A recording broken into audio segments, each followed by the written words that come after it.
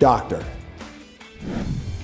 attorney, and now the official injury law firm partner of the Denver Broncos. Ramos Law. What makes us different makes us better. Hey there, my friends. 40s from Colorado Springs up toward the Denver area, out across the Palmer Divide. 30s and 40s for the mountain areas. Gunnison running behind a little bit. And then we had some 50s across the eastern plains, but late in the day, that colder air mass starting to work westward, bringing the temperatures down. And as we head through the evening and overnight, we'll continue to see some changes around southern Colorado. Let me show you what I mean here. I'll get out of the way so you can see the cold air mass rushing westward as we head through the overnight up against the hills. Now, with the arrival of that, pushing it up against the hills, we'll probably see some freezing fog, maybe some flurries, especially right up against the higher terrain. And you see SkyCast showing a couple blue blips here and there trying to show that. There are areas that will be above that colder air mass. And I mean, it's overnight, so obviously the temperatures will come down.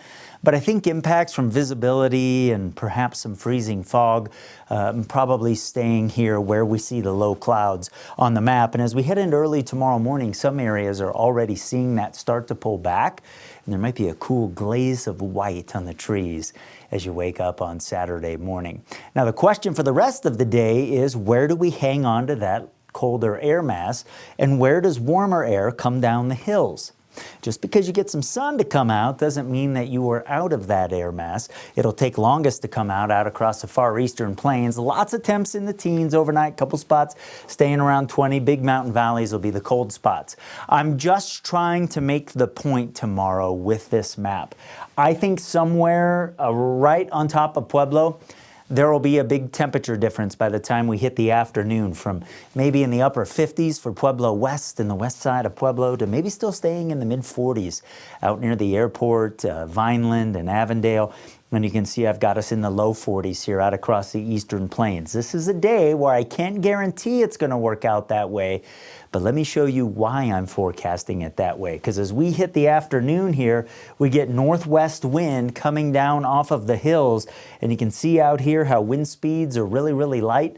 Sometimes these warmer air masses just come bounce off the top of that cold air and it just hangs out along the river. So that's something I'm going to keep an eye on, even as we bring the wind through about 3 or 4 o'clock.